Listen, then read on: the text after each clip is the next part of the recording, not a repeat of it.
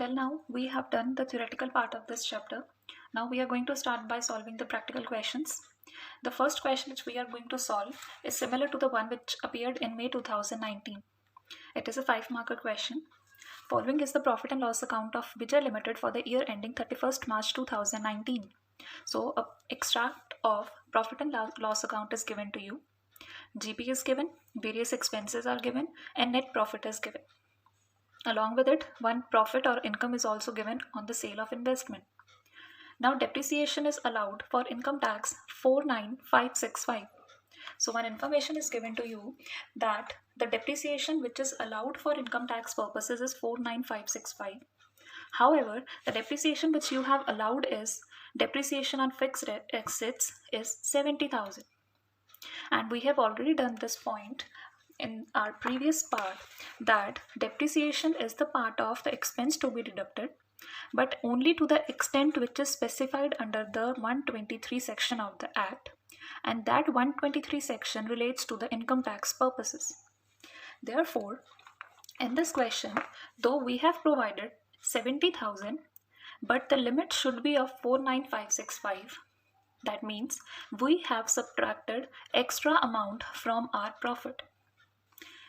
Calculate managerial remuneration at 11% on net profit after charging such commission. So you are supposed to calculate managerial remuneration. The rate is already given to you, that is 11%.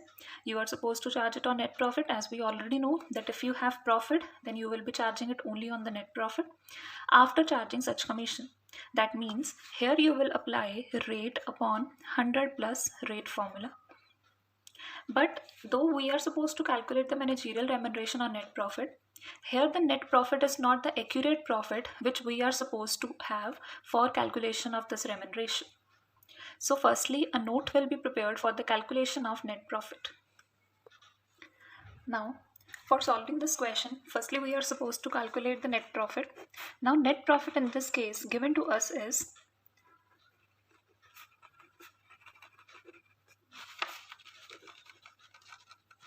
rupees 3,25,000. However, while calculating this net profit, the question has allowed extra depreciation charge which was not allowed. Therefore, here we will add all the expenses which were not allowed to be deducted. Add expenses or any expense not to be deducted. Now, that expense is firstly extra depreciation.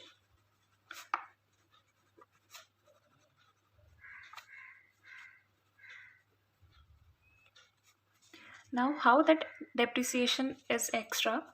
The amount total charged is 70,000. However, amount allowed is 49,565. Therefore, the extra amount charged is the expense which should not be deducted. The amount will turn out to be 20,435. This is the first amount. Now second, you check. Salary will be allowed. Depreciation we have already done.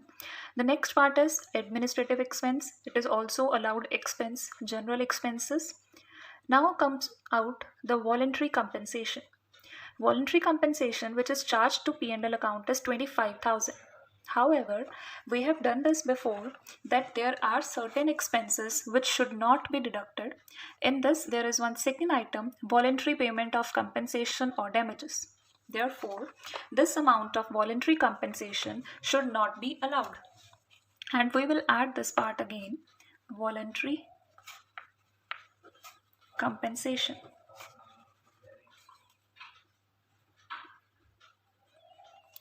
The amount is rupees 25,000. Now there are no other expenses, so let's add it up. The total amount will turn out to be 3,70,435. And now check that on the credit side of P&L account, firstly gross profit is given. We are not supposed to deal with it anymore. The next part is profit on sale of investment. We have also done this point that any kind of profit on sale of property or any fixed asset or any investment should not be included unless and until its written down value is not given to us.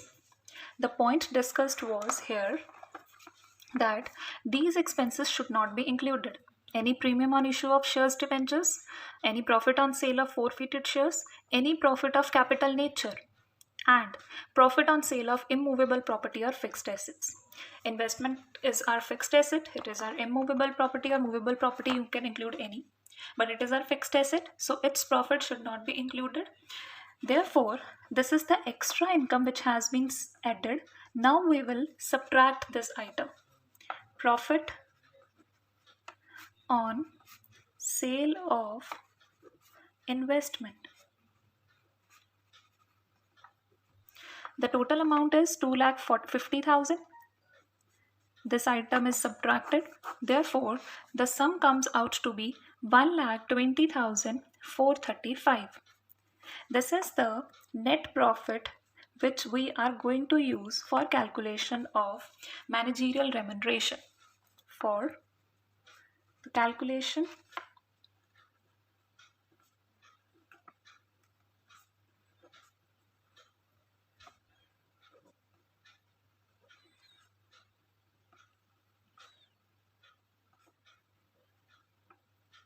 of managerial remuneration. Now, since in the question we are also given the rate of remuneration, the rate of remuneration is 11% and it should be charged after charging such commission. Therefore, the commission or the managerial remuneration, you are not going to use any short forms, will be 1,20,435 into 11 upon 100 plus 11, that is 111, is equal to 11,935. So this is your 5-marker question. You are only supposed to calculate managerial remuneration that we have calculated. And this a question of similar pattern was in your exams in last year examination. The next question which we are going to solve is number 3. Determine the maximum remuneration payable to the part-time directors and manager of ABC Limited, a manufacturing company, under sections 197 and 198 of Companies Act 2013 from the following particulars. So now you are supposed to calculate the remuneration which you can pay to part-time directors or the manager of this company under the sections 197 and 198 of Companies Act 2013. Statement of profit and loss of the company disclosed a profit of 13,20,000. So the net profit as per P&L account is given to you as 13,20,000 after taking into account the following items. That means the following items have already been adjusted. Incomes must have been added till now and expenses must have been deducted till now, but before providing for such remuneration. However, out of such profits, remuneration has not been subtracted. Now, as we have done the question right now, that profit was given to us, we added those expenses which should not be deducted and we excluded those incomes which should not be added. So let's check whether all the items given here are correct or not. Profit on sale of investment. Since it is a profit of capital nature, we are not given any value of written down. Therefore, it should not be the part of your income. So we will subtract this item. Next, let's see what they have done. They have subtracted profit on sale of investment 1,40,000. Next, provision for doubtful debts 35,000. Preliminary expenses written off 15,000. Now these two parts, provision for doubtful debts and preliminary expenses, these are again not the part of the expenses which you should deduct. The provision was like this. Expenses which are not to be deducted: income tax, voluntary payment of compensation or loss of capital nature, and the expenses which you can subtract are usual working charges, electricity, rent, director's remuneration, bonus or compensation, interest on debentures, interest on loans and advances, repairs expenses, contribution to charitable or other funds, depreciation, any compensation or damage to be paid in virtue of a legal liability, any sum paid on account of insurance, and debts considered bad and written off or adjusted during the year. However, nothing was mentioned over here about the preliminary expenses, about the provision. They have mentioned only the debts but not the provision on doubtful debts. Therefore, the two expenses given to us of provision for doubtful debts and preliminary expenses should not be excluded, and therefore we will add these two items. The next part is director's fee. It is the allowed expense, therefore we will do nothing to this item. The special depreciation is 20,000 given to us. Now we know we are supposed to charge depreciation only as per the conditions of 123 section of Companies Act. This is the special depreciation which should not be excluded. Therefore, we will add this item. Now capital expenditure. We have done this now that capital expenditure should not be the part of P&L account, and therefore these must be added again. Any subsidy received from government.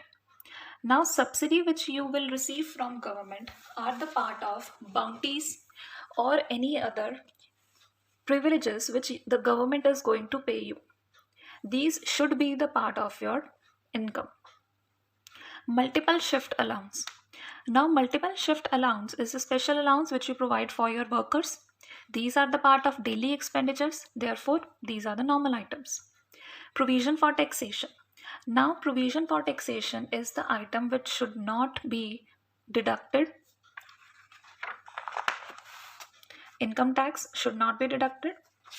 Therefore, here we will add this item. The next is compensation paid to injured workmen. Yes, we can provide. Only the voluntary work compensation is not the part of P&L. However, compensation paid to injured workmen is the part of your regular working. Now, ex gratia to an employee without liability. Ex gratia to an employee without liability is the part of voluntary payment. Therefore, it should be added again. Bonus to foreign technicians. Bonus is a regular income. It should be provided. Loss on sale of fixed assets. Written down value is 45,000 and the loss which you have incurred is 20,000. Now, we have done this point that any loss of capital nature, including loss on sale of undertaking, should not be deducted. But not including any excess of WDV of any asset which is sold, discarded, demolished, or destroyed over its sale proceeds or its scrap value. It means that if you are given the loss of any capital nature, you are not going to deduct it. However, in case you are given any excess of written down value over the sale price, then it should not be the part of anything. You are not going to deal with this item specifically. Therefore, we are not going to treat this item anymore. Loss on sale of fixed assets, we are not going to treat with this item anymore. Now, let's start solving the question. Now, the net profit which is given to us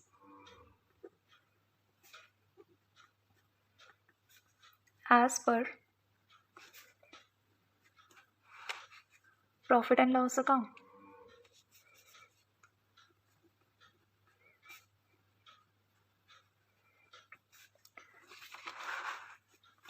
It is rupees 13,20,000. Now add all the expenses not to be deducted.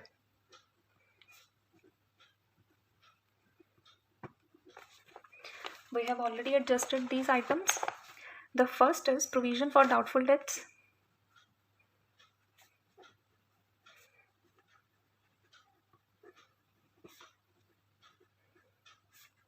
$35,000. Preliminary expenses.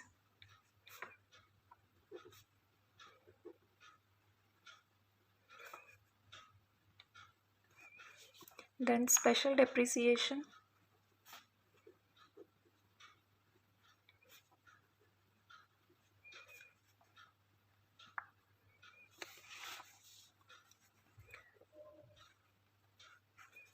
Capital expenditure.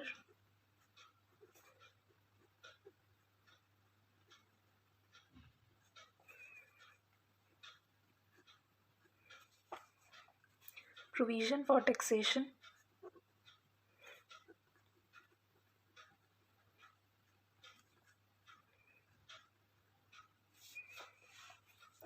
and voluntary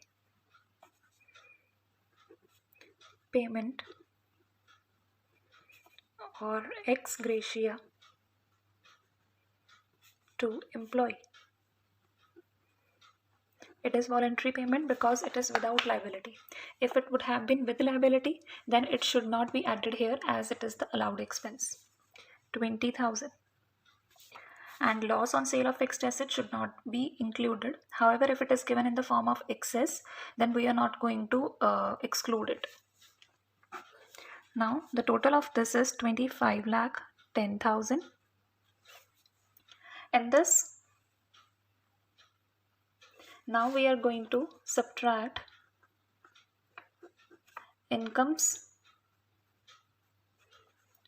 not to be included. That is only on account of profit on sale of investment.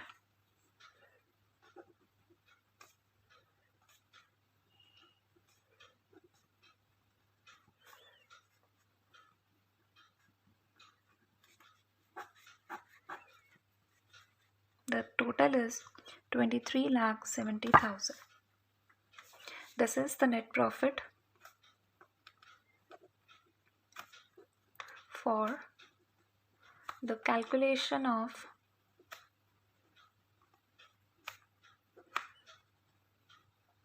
managerial remuneration.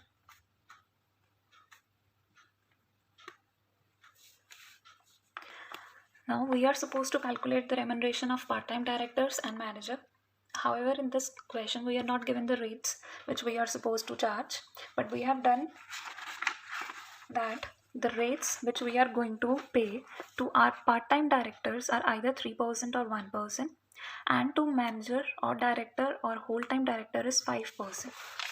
Now in this case they have mentioned that remuneration is payable to part-time director and manager.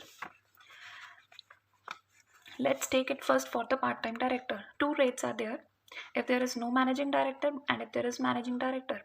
Now in this case the B part is applicable, that is we are having one manager as well, so 1% of the net profit is payable to part-time director.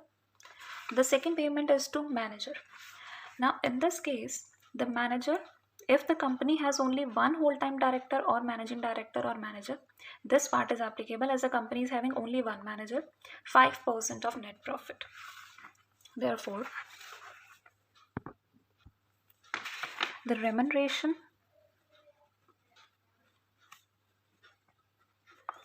of manager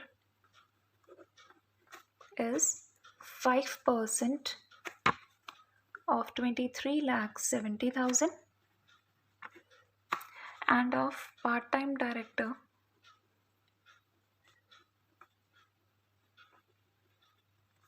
at the rate 1% of 23 lakh 70,000. This total, the amount for this is 1,18,500 and for this it is 23,700. These are the remunerations which you are supposed to pay for the current year to our different managerial personnel. You will get notes for this solution. However, if you want, you can do it from the book as well. The main part or main point of this chapter comes with our next chapter, final accounts of companies. As such, there are no number of questions are not given in your book as well. We will be doing this chapter only with the final accounts of companies. You will get one PDF for the theory notes, as theory is not sufficiently given in your book, so I'm providing you some theory notes from another book as well.